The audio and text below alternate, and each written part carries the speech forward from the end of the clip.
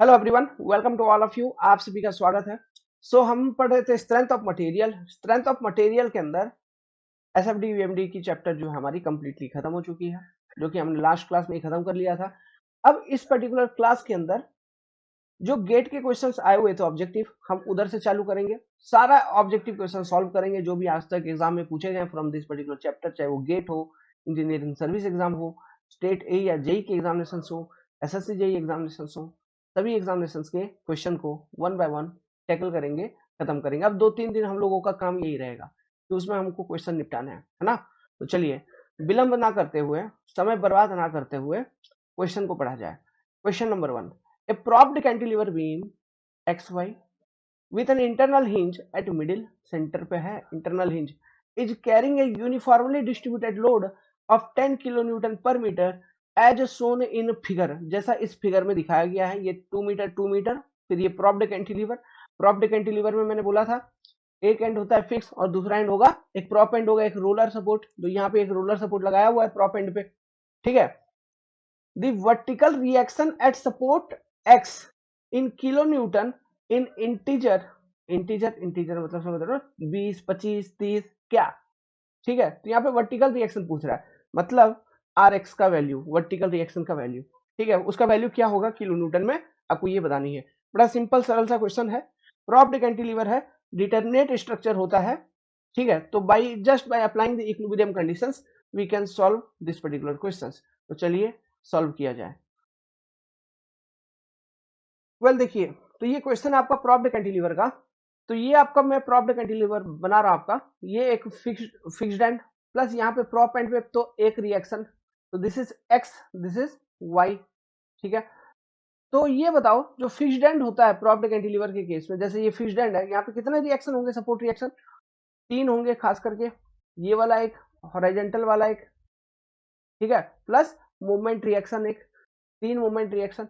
तो ये मान लो एम एक्स है, ये आर एक्स है और ये एच एक्स है, ठीक है। नाउ यहाँ पे ये जो रिएक्शन है लेट्स सपोज आर वाई है, और ये बीम टोटल 4 मीटर का है और बीच में इंटरनल हिंज था और पूरे पे यूनिफॉर्मली डिस्ट्रीब्यूटेड लोड अप्लाइड है। 10 किलो न्यूटन पर मीटर का लोड अप्लाइड था। This is your 2 metre and this length is also your 2 metre, और ये लोकेशन हो गया इंटरनल हिंज का। अब इस केस में ये जो क्वेश्चन था, इसमें केवल आपको आर एक्स की वैल्यू बतानी है। क्वेश्चन में केवल आर एक्स का वैल्यू बताना है, लेकिन हम पूरा का पूरा सॉल्व करेंगे। हम R Y R X M X सब कुछ निकालेंगे, ठीक है, क्योंकि अपने को हम तो लर्निंग फेज में है। तो देखिए, ये डिटरमिनेट स्ट्रक्चर है, क्यों, यहाँ पर टोटल सपोर्ट रिएक्शन, ठीक है, रिएक्शंस कितने हैं आप यहाँ पे देख पा रहे हो, 1 2 3 4, टोटल सपोर्ट रिएक्शन है 4। और बेसिकली होता क्या है, हमारे पास इक्विलिब्रियम इक्वेशन कितने होते हैं जनरली, इक्विलिब्रियम इक्वेशन हमारे पास 3। इक्विलिब्रियम इक्वेशन 3 कौन कौन से, summation F of X equal to 0, summation F of X equal to 0, force in X direction equal to 0, summation F of Y equal to 0, ठीक है। और summation of movement about Z axis bending movement at any point in structure must be equal to 0, ठीक है। ये 3 equilibrium equation तो हमारे पास पहले से थे, बट इंटरनल हिंज प्रोवाइड करने के कारण एक इक्विलिब्रियम इक्वेशन मूवमेंट का हमको अतिरिक्त मिलता है। हमारे पास एक पॉइंट था ना कि net movement summation of movement about, let's suppose जो इंटरनल हिंज वाला पॉइंट है, इसको मैं कह देता हूं पॉइंट ए। तो summation of movement about point A will also be equal to 0। तो यहाँ पे 4 इक्विलिब्रियम इक्वेशन और 4 रिएक्शन, तो क्या ये स्ट्रक्चर डिटरमिनेट नहीं हो गया, हो गया, ठीक है। तो हम easily by applying equilibrium equation यहाँ पे सॉल्व कर सकते हैं, हमें कोई भी अतिरिक्त इक्वेशन की जरूरत नहीं पड़ेगी। अतिरिक्त इक्वेशन कहने का मतलब वो होते हैं कंपैटिबिलिटी कंडीशन। तो सोम में जब तक कंपैटिबिलिटी कंडीशन सोम में आएगा नहीं, तो यहाँ पे ध्यान रखना, सोम के अंदर जितने भी क्वेश्चंस दिए होंगे वो सारे के सारे इक्विलिब्रियम से सॉल्व हो जाएंगे। क्लियर है, पहली बात तो ये। तो अब चलिए इसको सॉल्व किया जाए, कैसे करोगे। तो पहला इक्वेशन लगा लो, summation F of X equal to 0, तो एच एक्स का वैल्यू यहाँ से मालूम हो जाएगा, एच एक्स इक्वल टू 0, जो कि हमको चाहिए भी नहीं था। तो पहला इक्वेशन खत्म, पहला इक्वेशन का काम खत्म, एच एक्स का वैल्यू आपने निकाल लिया, ठीक है। Now second equation, equation 2, by using equation 2 आपके पास क्या है, R X plus R Y अब क्या लिखोगे, summation of forces in transverse direction equal to 0, माने R X plus R Y will be equal to what, क्या 10 किलो न्यूटन पर मीटर का लोडिंग है, यूनिफॉर्मली डिस्ट्रीब्यूटेड लोड, तो पूरे member पे लोड है, तो 10 into 4 total load, this is your equation number 2, मतलब 40 किलो न्यूटन का लोड, ठीक है, मेंबर के ऊपर। अब देखो तीसरा इक्वेशन जो है ना, मोमेंट वाला इक्वेशन, वो अगर हम लगाएं तो भी हमारा वैल्यू निकल जाएगा। क्या हमको आर एक्स का वैल्यू पूछा है, ठीक है, तो मोमेंट का इक्वेशन लगाएं, मतलब ये तीसरा वाला, तो भी हम वैल्यू निकाल सकते हैं इजीली। या फिर मैं एक सजेशन दे रहा हूं, अपन अब क्या करेंगे, ये वाला कंडीशन को पहले यूज कर लेते हैं, summation of M about summation of moment about point A equal to 0, और मैं लिखूंगा ये राइट साइड से। क्यों राइट साइड से, क्यों, मतलब जो इंटरनल हिंज के राइट वाले हिस्से में, राइट वाला जो बीम है ना मेंबर, उसके लिए मैं लिखूंगा summation M A equal to 0, right side से लिख दूंगा। इससे क्या होगा, आर वाई का वैल्यू मुझे मालूम हो जाएगा, और जैसे ही मेरे को आर वाई का वैल्यू मालूम हो गया, इस वाले इक्वेशन जो सेकंड नंबर इक्वेशन लिखा, इसमें मैं आर वाई का वैल्यू पुट करूंगा, आर एक्स का वैल्यू सीधा निकाल के पहले आंसर बताऊंगा। ये हुआ मेरा एग्जामिनेशन अप्रोच, समझ गया बात जी। एग्जाम में अपन ऐसे करेंगे, ठीक है, पहले अपने को आंसर देनी है। अब बात करते हैं अपना ज्ञान वाला अप्रोच। तो ज्ञान वाला क्या है, करना तो अपने को यही है, और बाकी जैसे आर वाई का, आर एक्स आर वाई दोनों ही मालूम हो जाएगा, उसके बाद हमको क्या करनी है, एम एक्स की भी वैल्यू अगर पता लगानी है, तो हम क्या कर लेंगे, मोमेंट अबाउट वाई पॉइंट 0 लिख लेंगे, कोई दिक्कत नहीं है। तो मैं सारा कुछ लिख के आपको दिखाता हूँ। तो सबसे पहले लिखिए summation of moment about internal hinge location equal to 0 from right side, from right side, ये मैं आपके लिए लिख रहा हूं फ्रॉम राइट साइड, ऐसे लिखने की जरूरत नहीं है एग्जाम में, बस ताकि आपको, इसलिए लिख रहा हूं ताकि आपको ध्यान रहे, ठीक है। मतलब इंटरनल हिंज के about summation M about A equal to 0 लिखना है, तो हम एक ही इक्वेशन लिख सकते हैं, एक ही इक्वेशन यूज कर सकते हैं। उस हिंज के राइट में जितने भी हैं, या उस हिंज के लेफ्ट में जितने भी फोर्सेस हैं, उनका मोमेंट 0, इन दोनों में से कोई एक, ये नहीं कि आप राइट से भी लिख दिए लेफ्ट से भी लिख रहे हैं, वो काम नहीं चलेगा साहब, that is very much incorrect. आप राइट लेफ्ट दोनों से नहीं लिख, ठीक है, तो चीजें फिर गलत आने लगेंगे। आपको या फिर राइट से लिखिए, या फिर लेफ्ट से लिखिए, कोई एक ही इक्वेशन हमको यूज करना है इन दोनों में से, ठीक है। तो मैं राइट साइड से लिखता हूं ताकि मेरे को आर वाई का वैल्यू मालूम हो जाए।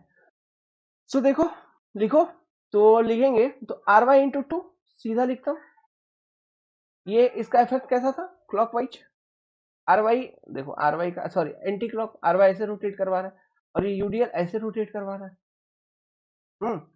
तो R Y into 2 minus 10 into 2, पहला तो total load, into 2/2 equal to 0। तो इसको सिंप्लीफाई करिए, R Y into 2 equal to 20 नहीं हो जाएगा, 20 हो गया, तो आर वाई का वैल्यू जो आ गया 20/2 नहीं आ जाएगा, आ गया, 10 किलो न्यूटन नहीं आ जाएगा, आ जाएगा।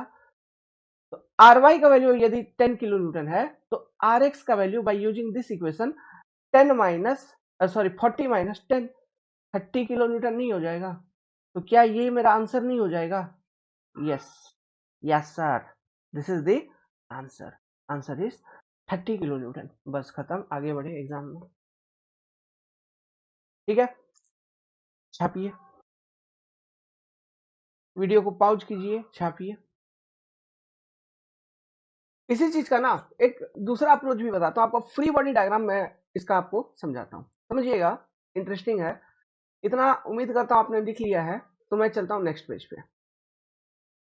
तो ये देखिए, जैसे ही आपने पहला इक्विलिब्रियम इक्वेशन अप्लाई कर दिया है ना, सॉरी वो मतलब R C R Y, sorry ये कौन सा पॉइंट था, R Y, R Y reaction अपने को जैसे ही मालूम हो गया, तो अब क्या करिए ना, ये इंटरनल हिंज के अबाउट मेंबर को दो अलग अलग हिस्सों में बांट दो, ठीक है, ये वाला एक हिस्सा, ये वाला एक हिस्सा, दोनों इक्वल लेंथ का है, ये भी 2 मीटर का था, ये भी 2 मीटर का है। बांट देने के बाद यहां पे आर वाई का वैल्यू है आपका 10 किलो न्यूटन, यहाँ पे आर एक्स का वैल्यू आपको मालूम नहीं, एच एक्स का वैल्यू निकाल लिया था, जीरो था, उससे हमको मतलब नहीं। और यहाँ पे मैंने एक मोमेंट रिएक्शन एम जेड ऐसा एज्यूम कर रखा था। ये 10 किलो न्यूटन पर मीटर का लोड इस पर, एक minute, 10 kilo newton per metre का लोड इधर, और 10 किलो न्यूटन पर मीटर का लोड यहाँ पर भी।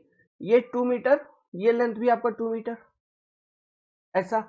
तो हमने क्या किया है, मेंबर को इंटरनल हिंज के अबाउट सेपरेट कर दिया, और कुछ किया है? कुछ नहीं किया है।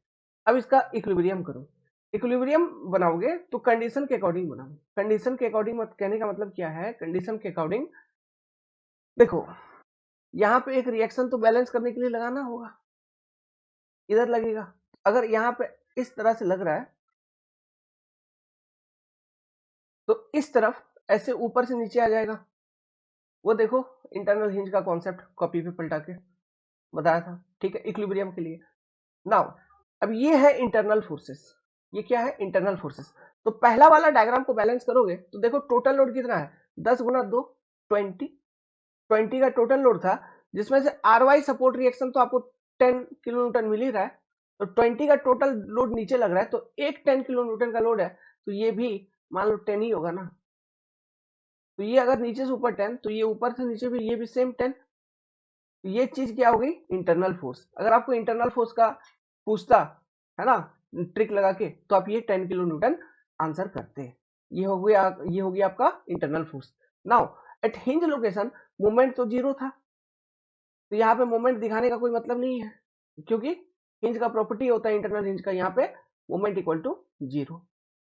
इसलिए तो हमने एक इक्विलिब्रियम इक्वेशन यूज किया है ना, लेफ्ट साइड, सॉरी राइट वाले हिस्से का टोटल जितने भी फोर्सेस है उसका मोमेंट इक्वल टू जीरो लिखा था, तब जाके हमको आर वाई का वैल्यू पता चल गया था वहां से। ओके, अब देखिए, अब सिंपली ये फ्री बॉडी बना लिया है ना। अगर उतना नहीं लिखना पढ़ना चाहते हो तो ये सब फ्री बॉडी बना लिया करो, इसलिए ये सेकंड अप्रोच बता रहे हैं आपको। पहला वाला हिस्सा का काम खत्म, हमको आंसर करनी है ये आर एक्स का वैल्यू क्या होगा। तो सेकंड वाले डायग्राम पे आ जाओ। सेकंड वाले डायग्राम पे देखो, टोटल लोड कितना है नीचे, कितना लग रहा है इस पर, 10 इंटू टू, 20 किलो न्यूटन का तो नीचे सीधा लग रहा है, प्लस ये 10 किलो न्यूटन यहाँ पे सीधा नीचे आ रहा है। 20 प्लस 10 30, यहीं से आंसर पता चल गया। देखते फटाक से क्वेश्चन सॉल्व होगा। तो आर एक्स का वैल्यू आ गया 30 किलो न्यूटन। अब अब आप मोमेंट इक्विलिब्रियम कंडीशन यूज कर सकते हैं। मोमेंट इक्विलिब्रियम कंडीशन, जैसे कि हमको एम जेड का वैल्यू निकालना है ना। तो ये वाला डायग्राम तो मैंने फ्री बॉडी बना लिया ना, इसका फ्री बॉडी बैलेंस कर लिया, एफ बी डी हो गया फ्री बॉडी, इसको मैंने बैलेंस कर लिया है ना। ये रिएक्शन 30 किलो न्यूटन लगा के मैंने इसको बैलेंस कर लिया। अब सीधा करो, देखो इस वाले हिस्से का, ये जो लेफ्ट वाला हिस्सा है, यहाँ पे इस पॉइंट के बाद मोमेंट का इक्वेशन लिखते हैं। चलिए, ये पॉइंट क्या था, एक्स पॉइंट था, है ना। तो summation M Z about X point equal to zero लिखा जाए। देखो, total anti clock equal to clock करो, और कुछ नहीं करना है, total anti clock equal to clock. तो अगर मान लो मैं क्लॉकवाइज को पॉजिटिव लेता हूँ, तो 10 इंटू टू, सबसे पहला एक, ये जो 10 किलो न्यूटन का लोड है यहाँ पे हिंज पे जो लगाया है, क्लॉकवाइज मूवमेंट दे रहा है 10 इंटू टू का। फिर ये लोडिंग जो है ये भी क्लॉकवाइज दे रहा है, प्लस कितने का दे रहा है लोडिंग क्लॉकवाइज, 10 इंटू टू, पहले तो लोड हो गया, into 2/1, sorry 2/2, minus M Z anti clock है, आर एक्स के कारण कोई मूवमेंट नहीं, क्योंकि वो उसी पॉइंट से पास हो रहा है, इक्वल टू जीरो। तो यहाँ से सीधा पता चल गया 20 प्लस 20, एम जेड का वैल्यू, ये मूवमेंट रिएक्शन का वैल्यू होगा 40 किलो न्यूटन मीटर। ऐसे भी आप सॉल्व कर सकते हैं, सॉरी एम एक्स।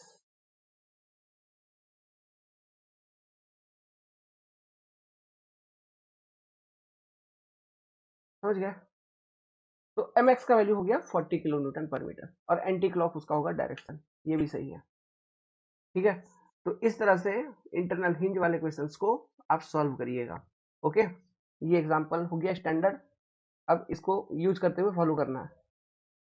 तो अब इस वाले क्वेश्चन को देखिए, a vertical load of 10 kilo newton, मतलब वही प्रॉप्ड कैंटिलीवर का क्वेश्चन है, ठीक है, और हिंज वाला लोकेशन पे ही 10 किलो न्यूटन का लोड लगा दिया है, और आपसे पूछा है क्वेश्चन कि ये जो सपोर्ट क्यू है वहां पर सपोर्ट रिएक्शन का वैल्यू क्या होगा। इसमें सपोर्ट रिएक्शन कितने, एक तो ये आरपी, फिर एक मोमेंट रिएक्शन इधर, फिर यहाँ पे आर क्यू। देखते ही सॉल्व करोगे। देखो सबसे पहले इक्वेशन तो ये लिखोगे, RP plus R Q equal to 10, जो लोडिंग दिख रहा है बाबू, ये आरपी हो गया, ये आर क्यू हो गया। ये इक्वेशन तो सबसे पहले लिखोगे, ठीक है। अब इनमें इसमें से हमको पता लगाना है आर क्यू। तो देखो हम मोमेंट इक्विलिब्रियम इक्वेशन लिख सकते हैं, ठीक है, मोमेंट इक्विलिब्रियम इक्वेशन लिख सकते हैं, या फिर हम दूसरा क्या करेंगे, जैसे ये हिंज लोकेशन है तो हमको ये मालूम है हिंज लोकेशन पे मान लो ये हिंज है, सी पॉइंट है, तो summation of moment about C is equal to 0, या फिर राइट से या लेफ्ट से कहीं से भी लिख सकते हो। तो हमको आर क्यू का वैल्यू पूछा है, तो चलो हम राइट साइड से ही लिख देते हैं। तो अगर मैं राइट साइड से इक्वेशन को बनाऊं तो देखो आर क्यू इंटू इंटू, एक मिनट यार कितना बार लिखा गया,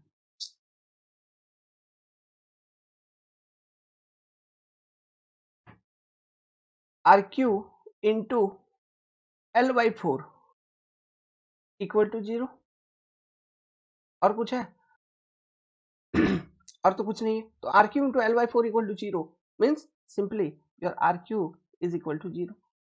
तो अगर आर क्यू 0 है तो पूरा का पूरा ये 10 किलो न्यूटन को कौन झेलेगा? आरपी। ठीक है, तो ये हो गया सपोर्ट रिएक्शन आरपी का वैल्यू। अब मुझे ये बताओ मोमेंट रिएक्शन कितना होगा? बस यही होगा, ठीक है। मोमेंट रिएक्शन कितना होगा? ये mz, यहाँ पे जो ये mp है, ये mp का वैल्यू क्या होगा, ये कैसे निकालोगे? तो इसको निकालने के लिए आप क्या करो, समेशन ऑफ जो हमारे पास एक इक्विलिब्रियम इक्वेशन बचा था कंप्लीट स्ट्रक्चर के ऊपर जो लगाने वाली थी, लगाने वाला इक्विलिब्रियम इक्वेशन, तो वो इक्विलिब्रियम इक्वेशन तो हम किसी भी पॉइंट पे लिख सकते हैं, स्ट्रक्चर के अबाव स्ट्रक्चर पे किसी भी पॉइंट पे। तो एक काम करिए, जब जैसे आर क्यू इक्वल टू 0 मिल गया, आप एक काम करो, लेफ्ट राइट से ही summation of M P equal to 0 लिख दो, summation of moment about Z axis about point P equal to 0।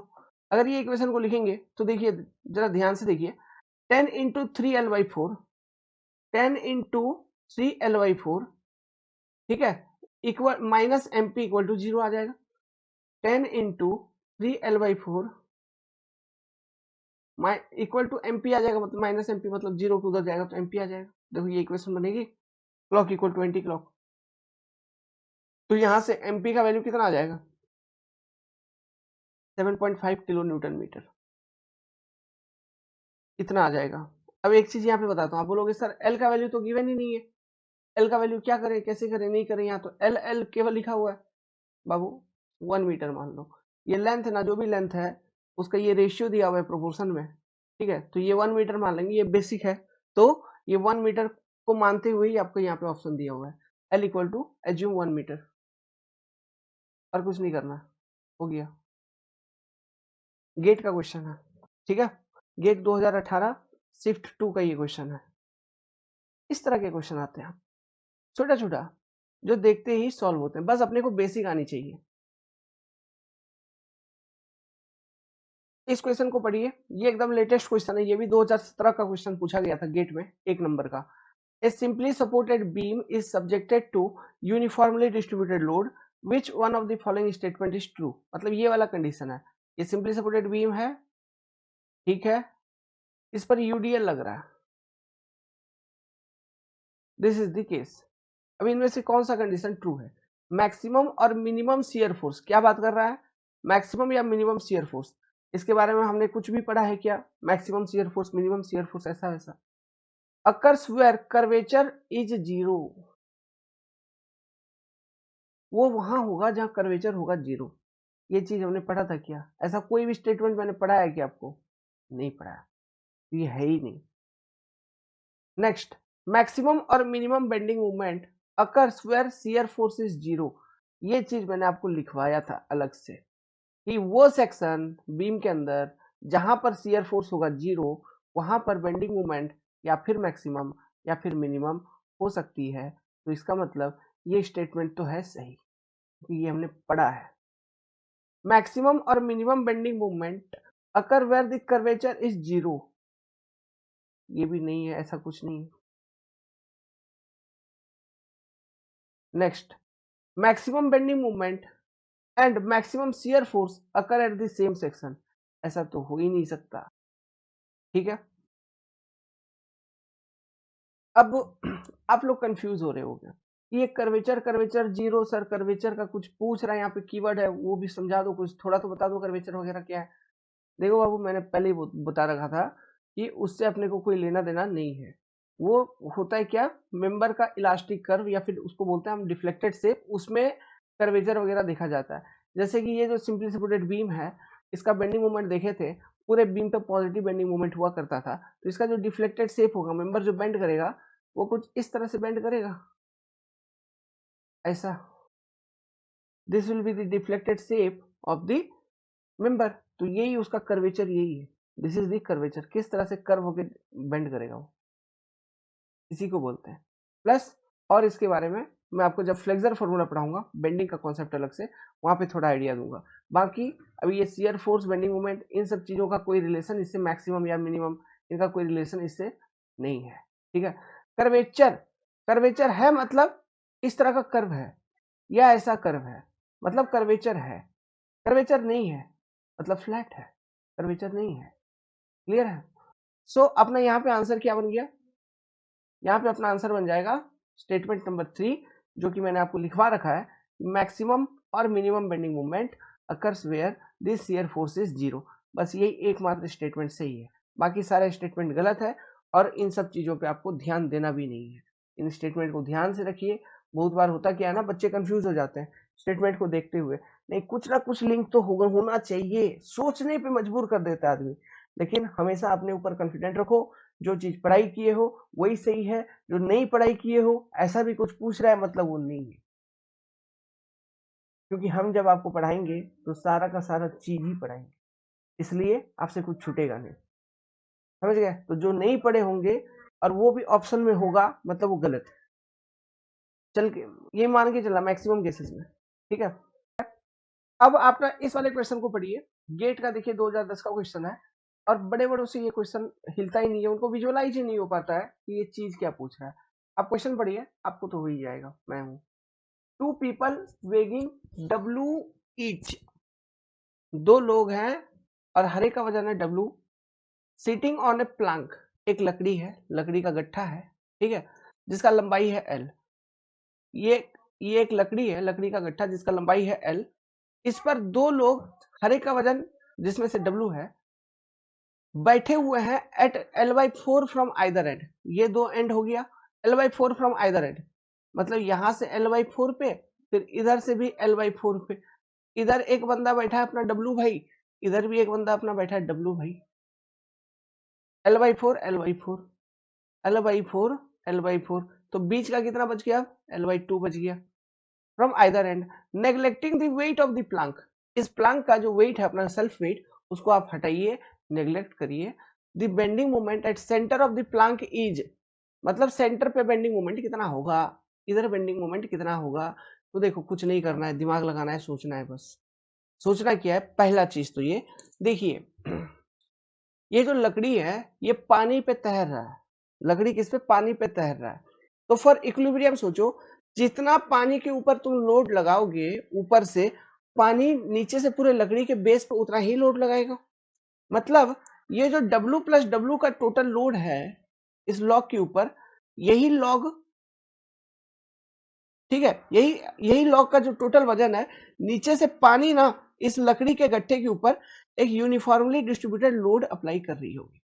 अब वो लोड कितना अप्लाई कर रही होगी, जो भी टोटल लोड उस पर एक्टिंग है, 2W लोड एक्टिंग है, तो 2W total point load acting है, तो उसको यूडीएल में कन्वर्ट करना है, तो डिवाइडेड बाय एल, तो 2W पर यूनिट लेंथ, इतना का यूडीएल इंटेंसिटी इस लकड़ी पे नीचे से लग रहा होगा ऊपर की डायरेक्शन में, ड्यू टू वाटर। यहाँ पे W, इधर W। अब ये हो गया कंप्लीट, बस ये लॉजिक आपको फाइंड आउट करना है। ये L बाई फोर डिस्टेंस, फिर ये भी एंड से L बाई फोर डिस्टेंस है। आपको सेंटर पे बेंडिंग मोमेंट पूछ रहा है, तो सेंटर पे अगर बेंडिंग मोमेंट पूछ रहा है, तो ये देखो ये भी L बाई फोर हो जाएगा यहाँ से, क्योंकि ये बीच का L बाई टू था, तो यहाँ से हम L बाई फोर इसको लिख सकते हैं, फिर इधर हो गया L by four.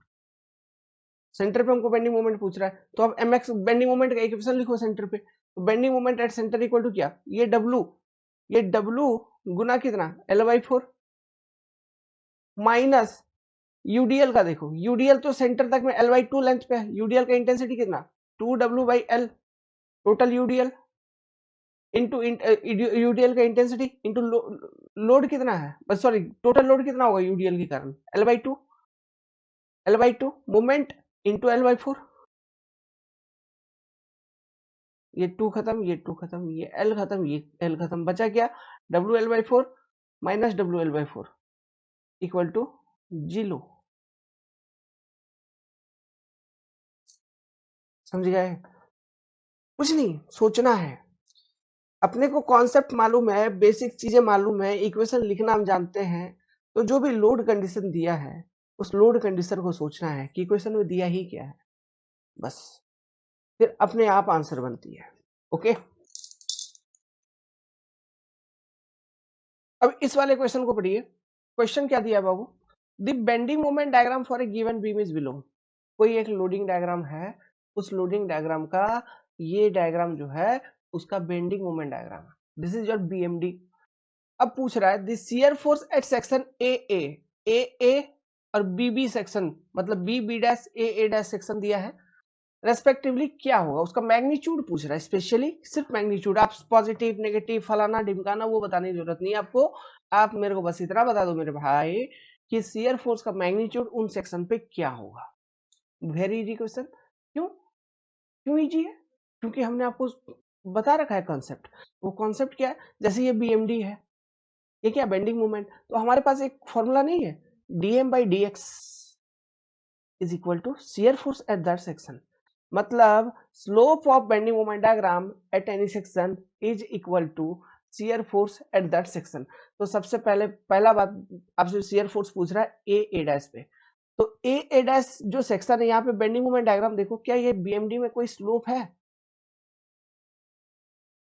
Equal to 0, तो क्या एट ए डैश मैं बोल सकता हूं शियर फोर्स का वैल्यू आपका होगा 0। कहा जा सकता है, बिल्कुल कहेंगे। सिमिलरली उसी तरह से हम अब बी डैश पे हमको शियर फोर्स बतानी है, मतलब ये जो बी डैश सेक्शन पे जो बीएमडी है उसका स्लोप निकाल लेंगे। तो स्लोप कैसे निकालेंगे, देखो यहां से यहां तक अगर मैं ऐसा एक लाइन बना दूं तो क्या ये ट्रायंगल नहीं लग रहा है। अब ये तो पूछा है बी डैश पे, लेकिन मैं आपको बताता हूं, चाहे वो ये पॉइंट हो, ये पॉइंट हो, ये पॉइंट हो, ये पॉइंट हो, ये पॉइंट हो, कोई भी पॉइंट आप देख लेंगे, ये जो लाइन है लीनियर लाइन, इसका स्लोप हर एक पॉइंट पे कांस्टेंट होता है, क्योंकि ये लाइन ही होता है लाइन ऑफ कांस्टेंट स्लोप। समझ रहे हैं? Linear line is always having a constant slope. तो बी डैश पे शियर फोर्स पूछा है, तो वहां पे स्लोप निकाल लेंगे उस लाइन का। तो उस लाइन का स्लोप कैसे निकालेंगे, स्लोप कैसे निकालते हैं, परपेंडिकुलर अपॉन बेस, वही निकालते हैं, टेन थीटा इक्वल टू ये थीटा, तो tan theta equal to P upon B, यही है स्लोप का वैल्यू, है ना। तो यही tan theta equal to slope है, तो यही है आपका डीएम अपॉन डीएक्स, ऐसे कह सकते हो। तो equal to P by B आपको निकालना है, मतलब डीएम डीएम कितना हो गया देखो, क्या ये यहाँ पे ये 100 नहीं हो गया, ये 100 नहीं है ये टोटल, क्योंकि यहाँ से यहाँ तक 100 है, ये वाला 100 है अगर बेंडिंग मोमेंट, तो यहाँ से यहाँ तक भी 100 है, यहाँ से यहाँ तक। तो मान लो मैं रेफरेंस के लिए ऐसा करता हूँ कि मैं यहाँ से रेफरेंस लेता हूँ, तो इसको मैं 0 ही मान लेता हूँ, ठीक है, ये हो गया 0 का वैल्यू मेरा, या इसको 100 मान लेते हैं बाबू, कंफ्यूज हो जाओगे फिर तुम लोग, इसको 100 ही मान लेते हैं, इसको मान लिया जाए 100, क्योंकि ये 100 क्या, ये 100 है ही, और वो हो गया 200। तो आपका डीएम क्या हो जाएगा, 200 माइनस 100 अपॉन डीएक्स, डीएक्स क्या हो जाएगा, डीएक्स हो जाएगा यहां से यहां तक का लेंथ, यहां से यहां तक का लेंथ, मतलब टोटल लेंथ कितना है, टोटल लेंथ आपका है ये 1 मीटर प्लस ये और 2 मीटर, मतलब बेसिकली ये सीधा यहां से यहां तक का लेंथ, मतलब ये 1 प्लस ये 1, 2 मीटर हमको लिखना है। समझ गए बात को, तो dx इज योर 2 मीटर। तो शियर फोर्स क्या हो जाएगा, 200 माइनस 100, 100, 100 डिवाइडेड बाई 2, 50। तो यहाँ पे शियर फोर्स का वैल्यू हो जाएगा 50 किलो न्यूटन। तो आंसर मेरा क्या हो जाएगा, कॉम्बिनेशन 0, 50। तो देखते हैं कॉम्बिनेशन है या नहीं है।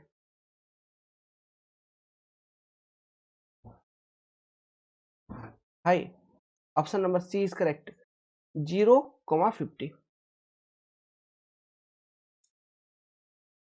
देखिए ये क्वेश्चन देखिए बेसिक क्वेश्चन है, आप ना इस क्वेश्चन को पढ़ के विजुअलाइज करके आंसर कर सकते हो। मैं आपको चीजें समझा देता हूँ। यहाँ पे एक कर्व मेंबर है with a straight vertical leg Y X is carrying a vertical load Z. ठीक है, मतलब पॉइंट जेड पे एक वर्टिकल लोड एक्ट कर रहा है as shown in the figure. ठीक है, the stress resultant in the X Y segment, मतलब ये वाला जो पोर्शन है एक्स वाई वाला पोर्शन, ये वर्टिकल वाला, इसमें स्ट्रेस किनके कारण आएगा? बेंडिंग मोमेंट के कारण बेंडिंग स्ट्रेसेस आएंगी या शियर स्ट्रेसेस आएंगी? क्यों, किस तरह का स्ट्रेस वो एक्स वाई सेगमेंट में आएगा? तो जिस तरह का स्ट्रेस आना है उसके लिए हमको ये पता लगाना होगा कि यह एक्स वाई सेगमेंट में किस तरह का लोड होगा। अगर शियर मतलब अगर शियर फोर्स है तो शियर स्ट्रेसेस बनेंगे। अगर वहां पे बेंडिंग मोमेंट आ रही है एक्स वाई सेगमेंट में तो बेंडिंग स्ट्रेसेस मिलेंगे आपको। अगर टॉर्सन आ रहा है तो टॉर्सन के कारण अगेन शियर स्ट्रेसेस बनेंगे। समझ रहे बात को?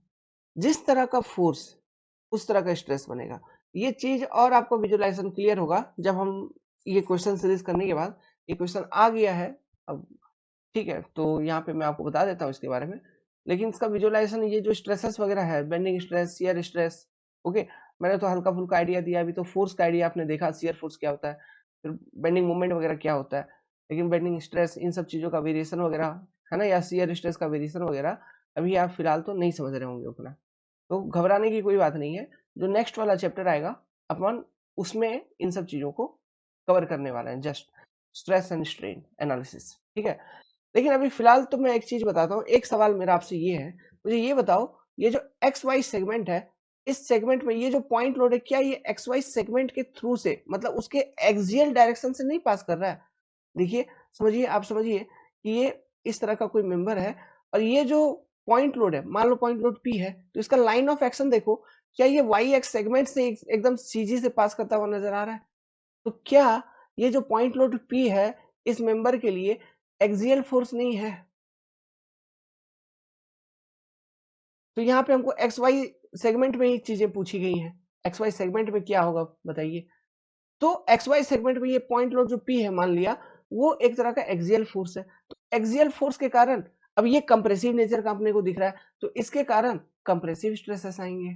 तो जो स्ट्रेसेस यहाँ पे पूछ रहा है वो एक्सियल फोर्स के कारण आएगा, और अगर पूछता नेचर तो वो कंप्रेसिव आता, क्योंकि ये दबा रहा है। देखो, ये इस मेंबर को दबा रहा है, तो दबाना मतलब कंप्रेस करना। अगर आप पुल करोगे, इलोंगेट करोगे, मतलब टेंसाइल स्ट्रेसेस, दबाओगे माने कि कंप्रेस करना, तो यहाँ पे कंप्रेसिव स्ट्रेसेस बन रहा है। देखते ही समझ में आ रहा है। ठीक है, due to this point load P. अब बेंडिंग मोमेंट या शियर फोर्स वगैरह क्यों नहीं? देखो, एक तो ये एक्सियल फोर्स हो गया, तो शियर फोर्स हो नहीं सकता, क्योंकि वो नॉर्मल स्ट्रेस, नॉर्मल फोर्स है, तो वो शियर फोर्स नहीं है। बेंडिंग क्यों नहीं? बेंडिंग इसलिए नहीं हो रहा है ना, बेंडिंग हो सकता था, मूवमेंट हो सकती थी, लेकिन अभी नहीं होगी मूवमेंट। मूवमेंट अभी इसलिए नहीं होगी क्योंकि ये जो पी है ये एकदम इसके मेंबर के सीजी से ही पास कर रहा है। अगर मान लो यही पॉइंट लोड अगर इधर लगा हुआ होता, यहाँ पे, तो यहाँ पे लगने के कारण देखो, force into perpendicular distance, movement, जैसा भी क्लॉक एंटी क्लॉक जो भी, तब डेवलप हो जाती वाई एक्स मेंबर में मूवमेंट भी, बेंडिंग स्ट्रेसेस आ जाते हैं। लेकिन अभी ऐसा सीन नहीं है, ऐसा केस नहीं है। तो अभी तो फिलहाल ये जो पॉइंट लोड पी है, ये उसका जो लाइन ऑफ एक्शन है ये मेंबर के थ्रू से ही है, तो एक नॉर्मल स्ट्रेस उस पर अप्लाई करेगी। समझ रहे? अगर यही पॉइंट लोड, ये मान लो मेंबर है, जैसे ये मेंबर है, ये मेंबर है, यही पॉइंट लोड अगर यहां से पास कर रहा होता, तो ये फोर्स इनटू ये डिस्टेंस, इसके कारण एक मूवमेंट जनरेट होती जो इसको रोटेट करवाती। उस कारण से फिर तनाव आते, स्ट्रेसेस डेवलप होते इसमें मेंबर में। लेकिन अभी फिलहाल ऐसा कोई सीन नहीं है। समझ में आ रहा है? क्यों? Line of action Y X segment के थ्रू से ही है। सो यहाँ पे जो आपका करेक्ट आंसर होगा, bending moment, shear force and axial force तीनों नहीं। बेंडिंग मोमेंट नहीं है, शियर फोर्स नहीं है, केवल एक्सियल फोर्स है। समझ गए चीजों को? ठीक है, और मान लो इस वाले केस में, ये जो केस बता रहा हूं कि यहाँ पे लाइन ऑफ एक्शन चेंज कर देता, अगर यहां से पास करवाता, तो आप क्या बोलते, तो आप बोलते कि देखो लोड शिफ्टिंग याद करो, मान लो इतना दूरी पर है ये पॉइंट लोड, लोड शिफ्ट करोगे यहां पर, एक तो इस पॉइंट लोड को उठाओगे यहां पर रख दोगे सीधा, एक्सियल तो नॉर्मल स्ट्रेस आ गया, ठीक है, कंप्रेसिव। फिर आप क्या करोगे, लोड शिफ्टिंग में मैंने बोला जैसे ये पॉइंट लोड यहाँ पे था, शिफ्ट किया तो इसको उठा के सीधा रख दिया, प्लस इसके कारण एक मूवमेंट भी तो आएगा, पी इंटू जो भी डिस्टेंस है, तो ये दो चीज आ जाएंगे, तो क्या होता, bending movement and normal force, दो चीजें फिर आ जाती, ऐसा आप कह सकते थे। फिर भी और वो केस में भी इसमें शियर फोर्स इस वाले में नहीं आएगा, किसमें, वाई एक्स सेगमेंट में, वाई एक्स सेगमेंट में नहीं आएगा, लेकिन इधर है इसमें, ये अगर ये वाला सेगमेंट तुम पूछोगे, ये जो कर्व वाला पोर्शन है यहां पर है, ये कर्व वाला पोर्शन के लिए ये जो पॉइंट लोड पी है ये तो शियर फोर्स ही है, तो कर्व कर्व वाले पोर्शन में ये जो कर्व वाला पोर्शन है, ये जो पोर्शन है इसके लिए ये जो फोर्स है ये शियर फोर्स नहीं है, बिल्कुल शियर फोर्स है, इसके कारण इसमें बेंडिंग मूवमेंट भी है, इसके कारण इसमें टॉर्सन भी है, सब कुछ है। तो कर्व वाले पोर्शन में शियर फोर्स, बेंडिंग मूवमेंट और टॉर्सन, लेकिन ये वर्टिकल वाले सेक्शन में, इस वाले सेक्शन में ये केवल बेंडिंग मूवमेंट और एक्सियल फोर्स, ये चीजें। तो थोड़ा सा मुझे लगता है आइडिया आपको लग गया होगा, थोड़ा सा जो जो पॉइंट मैं बता रहा हूँ, बाकी अगर उतना अच्छे से आइडिया नहीं लगा है तो कोई बात नहीं, ये जो क्वेश्चन होता है ना ये पूरा तब क्लियर कट हम लोग आंसर कर पाते हैं अच्छे से। मैं अगर बताऊं भले ही स्टेटमेंट सिंपल लग रहा है, लेकिन क्वेश्चन इस तरह का तब आंसर कर पाएंगे आप जब आपका विजुअलाइजेशन कंप्लीट हो जाएगा सोम में बहुत अच्छे तरीके से, ठीक है। तो नो, नॉट टू वरी, हमने क्वेश्चन स्कैन करवाया था तो क्वेश्चन अपने को ये आ गई है तो हमने करवा दिया, कोई बात नहीं। लेकिन फिर भी जब विजुअलाइजेशन अपनी कंप्लीट हो जाएगी, टॉर्सन क्या होता है, किस तरह से एक्ट करता है, कब आती है मेंबर पे टॉर्सन, कब आती है मेंबर पे शियर स्ट्रेसेस, कब आती है मेंबर पे बेंडिंग स्ट्रेसेस, ये सारे बेसिक विजुअलाइजेशन तब आप आंसर कर पाएंगे इन चीजों को, जैसे मैं आपको एक्सप्लेन कर पा रहा हूँ कि यहाँ होगा तो कर्व पोर्शन में ये फोर्सेस, ये इफेक्ट देखने को मिल सकता है, इसमें नहीं देखने को मिल सकता है, क्यों बोल पा रहा हूँ, because I have that visualisation. तो नॉट टू वरी, ये कंप्लीट विजुअलाइजेशन मैं आपको शेयर करने जा रहा हूँ पूरे सोम के दौरान, मजा आ जाएगा, ठीक है, घबराने की जरूरत नहीं है, बात नहीं। चलिए अभी फिलहाल के लिए इसको समझिए, ये मैंने समझा दिया कि इस वाले क्वेश्चन में वो वाई एक्स मेंबर में एक्सियल फोर्स का इफेक्ट ही होगा, उसी के कारण स्ट्रेस होगा और किसी के कारण नहीं होगा, तो क्यों, रीजन आपके सामने है, क्लियर।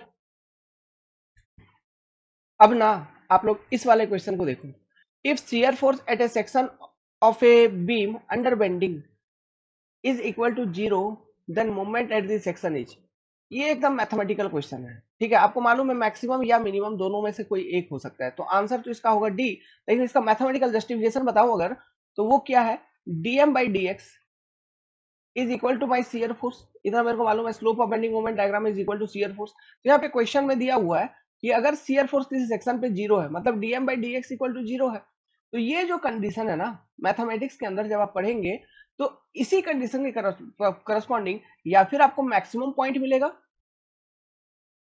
मैक्सिमम पॉइंट, या आपको मिनिमम भी मिल सकता है, मैक्सिमम मिनिमम मतलब, मैक्सिमम मतलब कर्व इस तरह से होगी, तो यहाँ पे देखो, यहाँ पे इस वाले सेक्शन पे आप dm by dx जीरो लगा सकते हो, तो मैक्सिमम पॉइंट, या फिर इस तरह से भी उल्टा कर्व हो सकता है, तो ऐसे केसेस में मिनिमम पॉइंट्स मिलेगा, समझ रहा है, या फिर मैक्सिमम या फिर मिनिमम दोनों में से कोई एक हो सकता है, dm by dx equal to zero, ठीक है।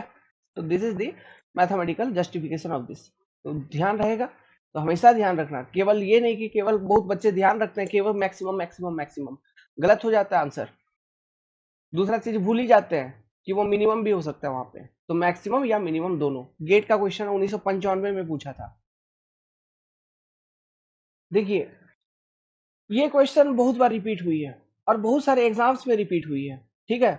A cantilever beam curved in plan and subjected to lateral load will developed at any section, क्या, पहले समझिए ये किस तरह का बीम का बारे में बात कर रहा है, एक कैंटिलीवर बीम है, अगर मैं आपको 3D में थोड़ा सा फोटो इसका बना के दिखाऊं, आप समझिए कि ये आपका सपोर्ट हो गया, समझ रहे हो, ये सपोर्ट हो गया, फिर यहां से इस तरह से एक कोई बीम निकल के आ रही है,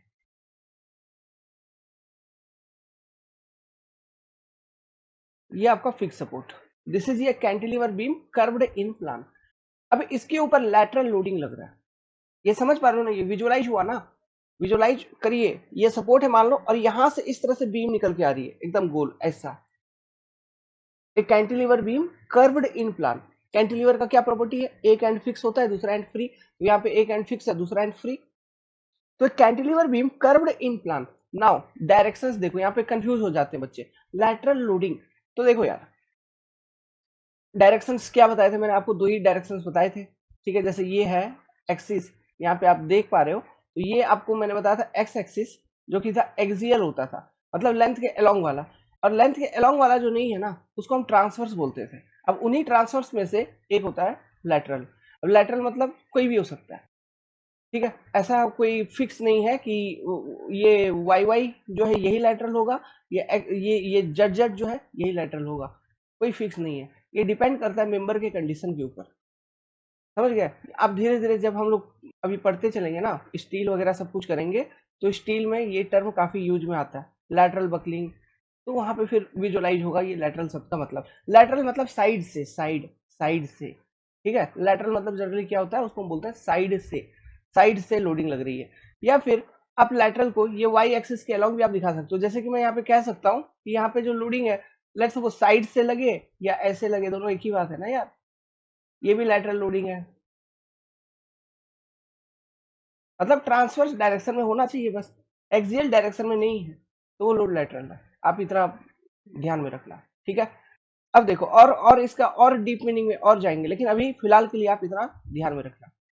तो इस तरह का अगर लोडिंग लगा है, a cantilever beam curved in plan and subjected to lateral load will develop at any section, तो इसके कोई भी सेक्शन अगर आप कट करेंगे इसका, लेट्स सपोज ये एक सेक्शन एक्स एक्स मैं इसका कट कर रहा हूं, तो इस सेक्शन पे क्या क्या फोर्सेस वगैरह आपको देखने को मिलेगा, विजुअलाइज करो, शियर फोर्स होगा, बिल्कुल होगा, सबसे पहले तो शियर फोर्स होगा, ये तो शियर फोर्स ही है, ये लोडिंग जो दिख रहा है आपको ये शियर फोर्स ही है।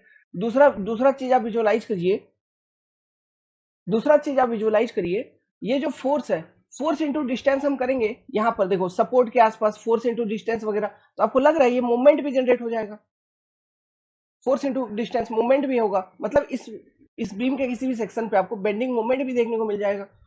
तीसरी बात, इस बीम के किसी भी सेक्शन में चूंकि ये कर्व है, इस कारण से टॉर्सनल इफेक्ट भी आता है, ये ट्विस्टिंग मूवमेंट भी आएगा, है ना। टॉर्सन मतलब एक्सियल एक्सिस के अलोंग, जो इसका लेंथ है एक्सियल एक्सिस, उस इसके एक्स एक्सिस के अलावा ट्विस्टिंग मूवमेंट भी आ सकती है due to curve nature, due to curve plan of beam, due to curve plan of beam and that loading, due to curve plan. एक मिनट,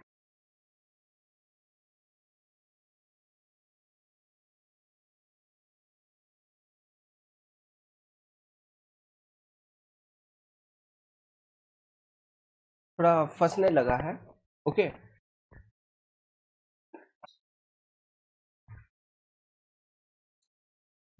थोड़ा फंसने लगा है।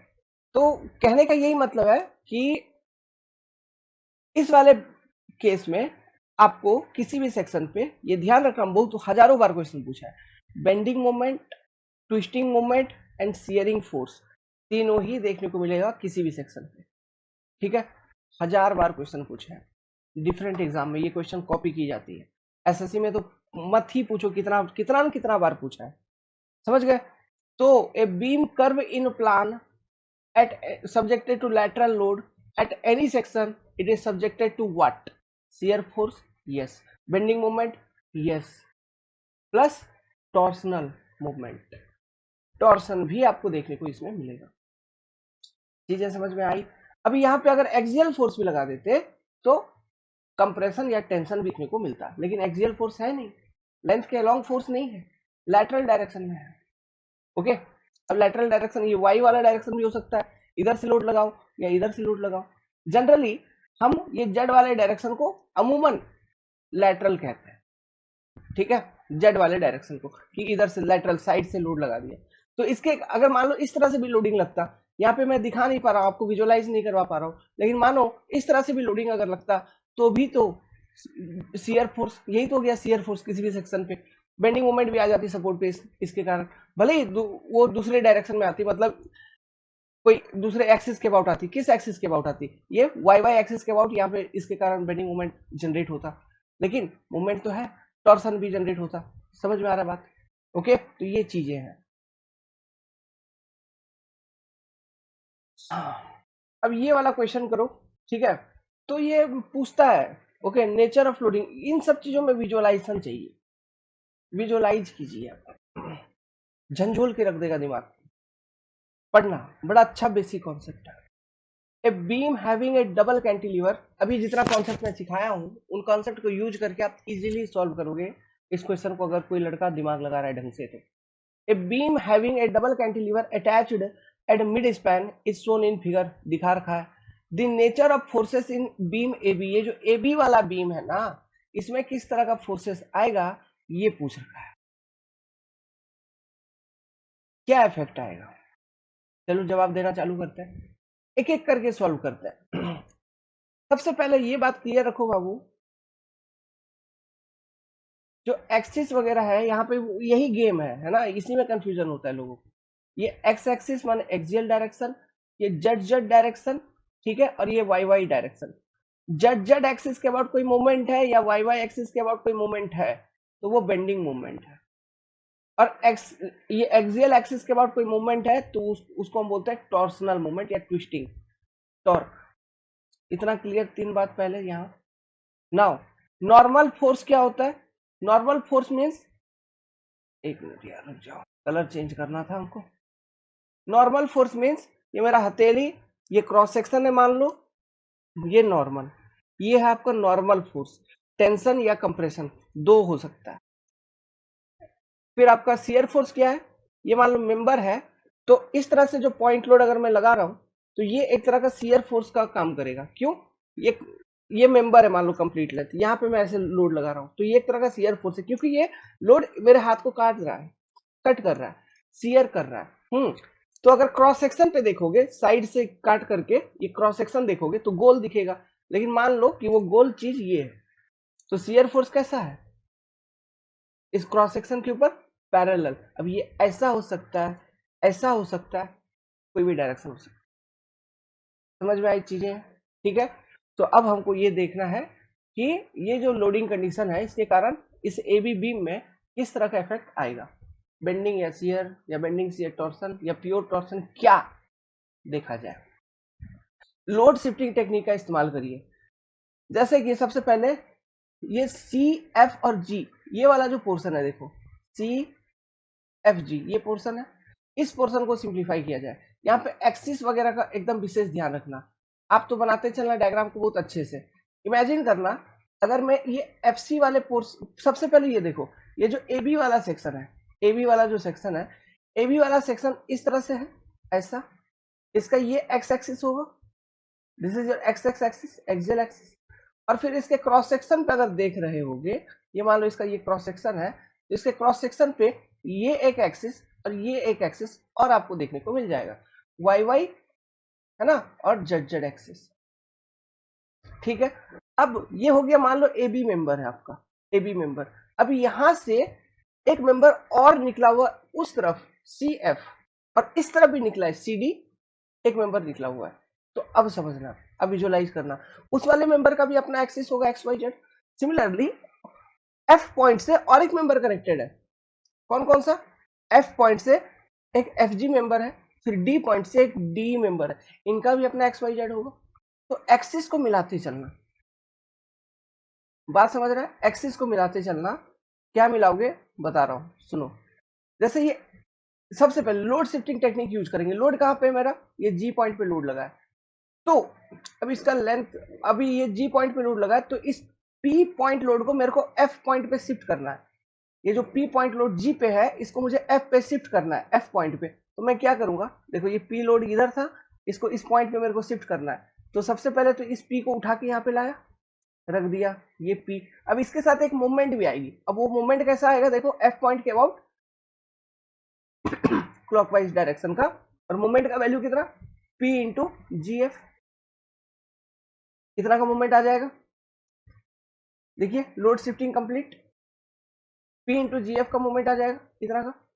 लेकिन अब यहां से एक्सिस का गेम विजुअलाइज करना चालू करना।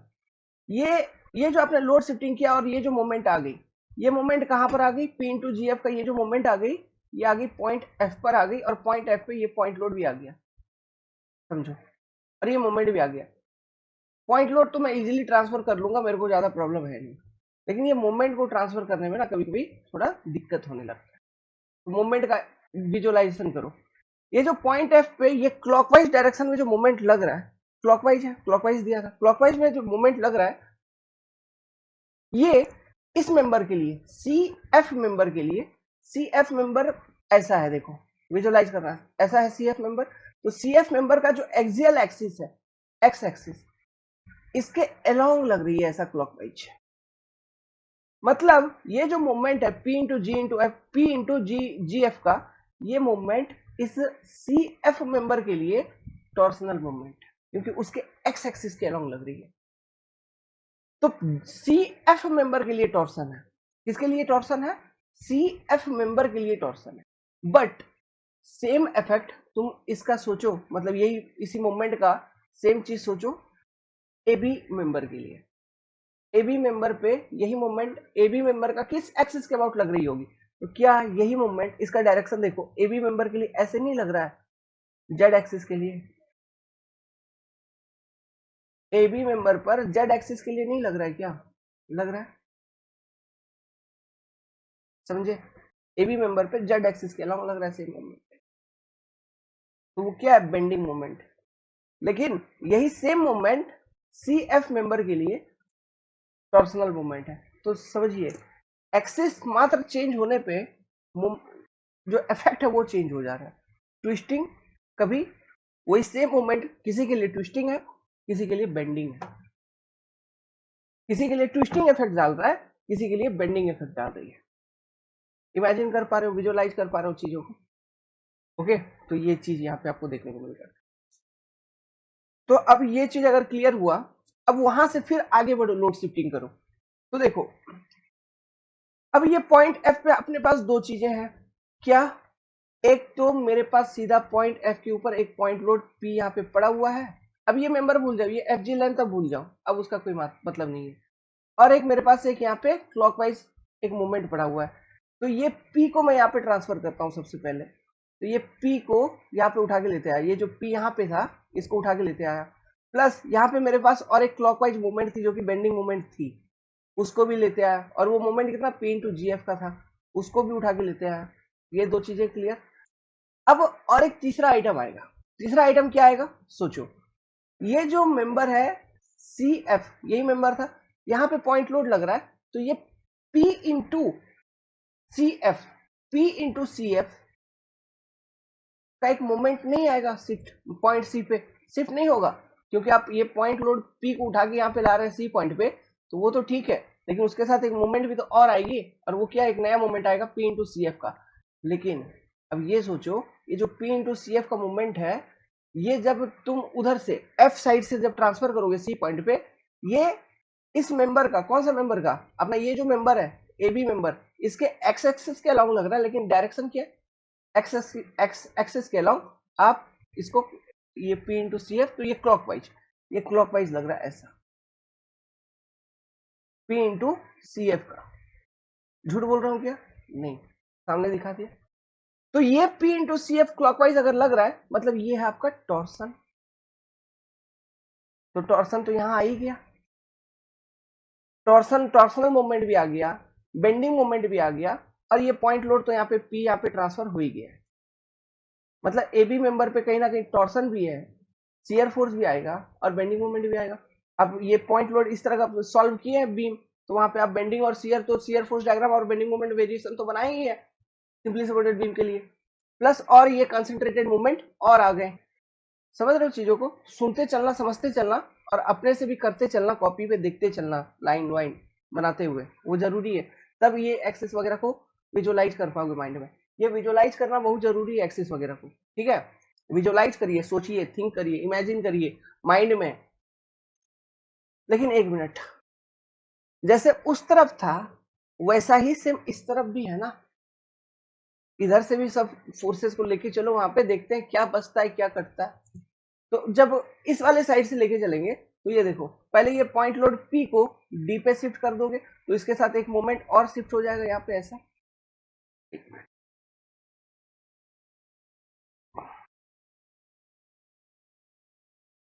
जब इस पॉइंट लोड P को D पे शिफ्ट कर देंगे तो इसके साथ एक मोमेंट अपनी और शिफ्ट हो जाएगी ऐसे।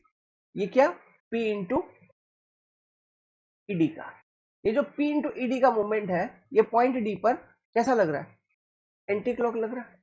अब ये एंटी क्लॉक मोमेंट जो है ये बेंडिंग मोमेंट है अपना ए बी मेंबर के लिए, लेकिन ये जो P इंटू ईडी का मोमेंट है ये सी डी मेंबर के लिए, सी डी मेंबर का एक्स एक्सिस के अलॉन्ग लग रहा है। देखो सी डी मेंबर का एक्स एक्सिस के अलॉन्ग लग रहा है, लेकिन ए बी मेंबर में ए बी के केस में इमेजिन करो ये P इंटू ईडी का मोमेंट उसके जेड एक्सिस पे लग रहा है, मतलब ये एंटी क्लॉक लग रहा है, मतलब ऐसा लग रहा है। अगर शिफ्ट करोगे जब तो उसके जेड एक्सिस पे ये शिफ्ट होगा एंटी क्लॉक। तो यहाँ पे देखो ये क्लॉक एंटी क्लॉक, पहले तो ये मूवमेंट खत्म हो गया, ये वाले ये कैंसिल आउट हो गए अपने में, खत्म, इनका कहानी खत्म हो गया, कैंसिल आउट हो गए ये वाले। अब दूसरा, अब देखो अब हमको क्या करना है, अब हमने अभी पॉइंट डी पर एक मूवमेंट शिफ्ट करके रखा था पहले से, सॉरी पॉइंट डी पे एक अपना पॉइंट लोड शिफ्ट होकर रखा था। अब पॉइंट डी से पॉइंट लोड को उठा के लेके जाना है कहाँ पे, पॉइंट सी के ऊपर उठा के लेके चलना है। जब पॉइंट सी पे उठा के लेके चलोगे तो लोड शिफ्टिंग करो, तो ये पी लोड तो यहाँ पे और पहुंचाई दोगे, तो ये पी पहले से था इसमें और एक पी जुड़ जाएगा, सेम डायरेक्शन सेम चीज, उसमें कोई कोई दो राय नहीं है, दो राय नहीं है। तो P plus P two P का लोड आ गया यहाँ पे सी पॉइंट पे। अब इसके साथ अगेन जब D से C पे लोड को शिफ्ट करोगे तो एक मोमेंट भी शिफ्ट होगा। अब वो मोमेंट टॉर्सनल मोमेंट शिफ्ट होगी, देखिए ये पॉइंट लोड और यहाँ पे मतलब ये पॉइंट लोड और यहाँ पे मेंबर है, तो इसको शिफ्ट कर रहा हूँ यहाँ पे, तो ये P उठा के शिफ्ट कर दिया। अब इसके साथ एक मोमेंट शिफ्ट होगा ऐसा, जो कि इस मेंबर के लिए, इस मेंबर के एक्स एक्सिस के अलॉन्ग लग रही होगी, मतलब वो टॉर्सनल है ना, ट्विस्टिंग मोमेंट जैसा पहले वाले केस में ये शिफ्ट किया था। लेकिन इसका डायरेक्शन सोचो, पहला वाला उधर से ऐसे क्लॉकवाइज आया था तो ये उसके अपोजिट आ रहा है, डायरेक्शन सोचो ये किस तरह से इसका घुमाव है, ये पी इधर से उधर, मतलब इसका अपोजिट आ रहा है। मतलब ये जो शिफ्ट हमने किया था ये वाला मैं दिखा रहा हूं यहाँ पे, ये जो P into C F shift किया था ग्रीन वाला यहाँ पे अभी जो मार्क किया, इसके अपोजिट में सेम टॉर्सनल मूवमेंट शिफ्ट हो रहा है, और इसका मैग्नीट्यूड कितना है, इसका मैग्नीट्यूड आपका P इंटू डीसी, यही मैग्नीट्यूड है P इंटू डीसी। तो एक क्लॉक एक एंटी क्लॉक ये शिफ्ट होगी।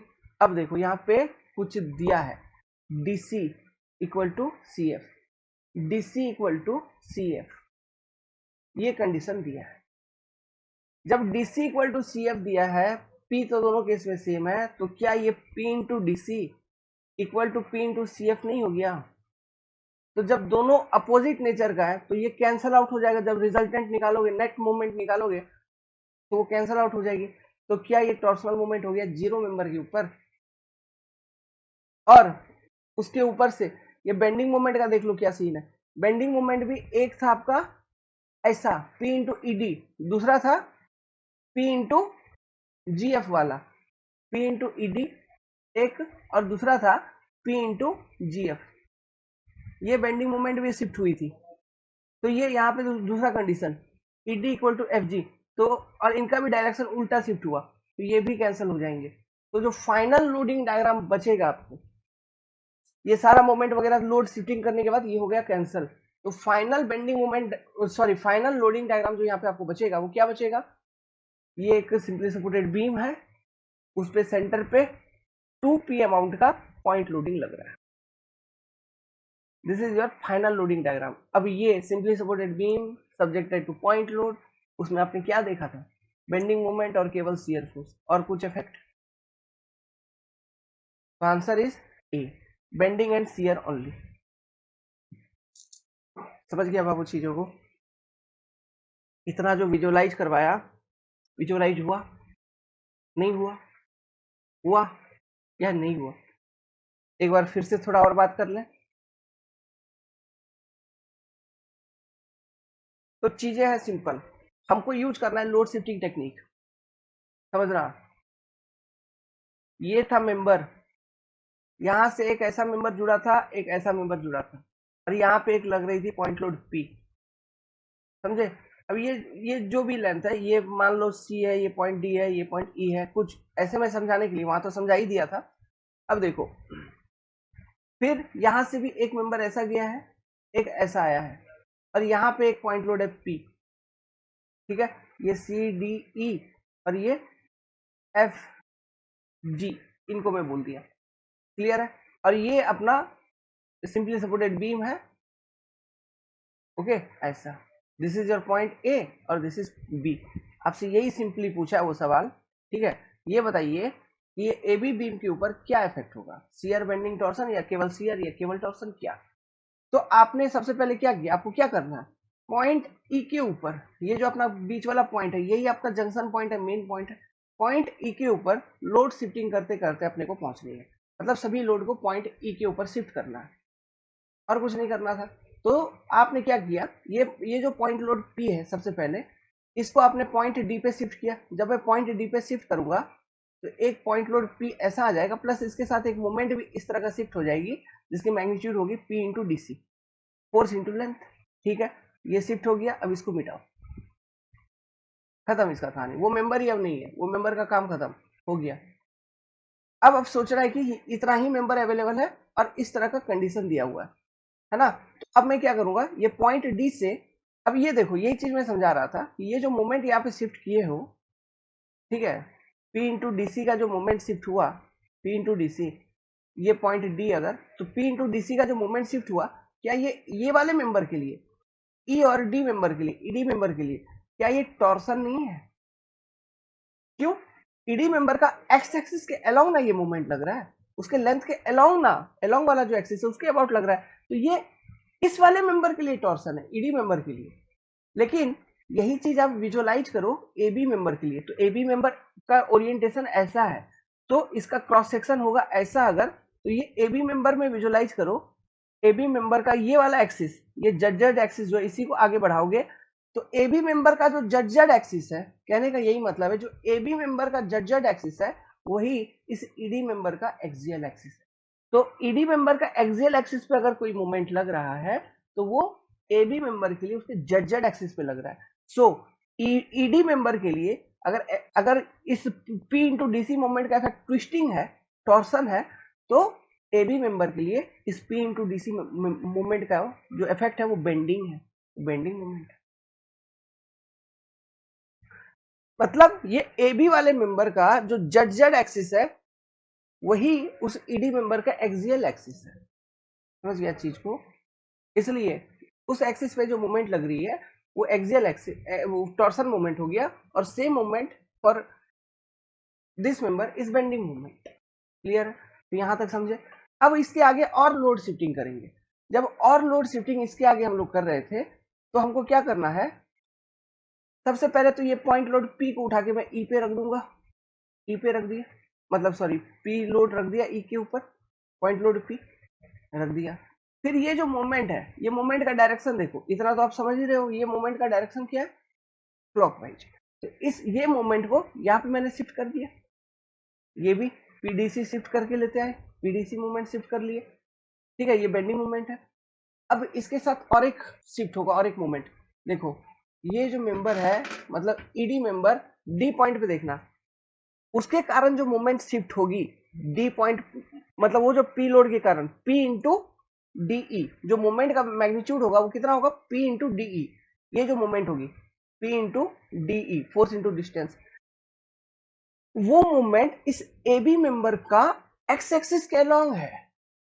मतलब ये क्रॉस सेक्शन अगर है, ठीक है, ये क्रॉस सेक्शन है, तो वो पी इंटू डीई, ये मूवमेंट इस ए बी मेंबर का, ये ए बी मेंबर का सेक्शन में बता रहा हूं, ठीक है, तो ये उसका एक्स एक्सिस, इसके अलॉन्ग है वो मूवमेंट पी इंटू डीई का।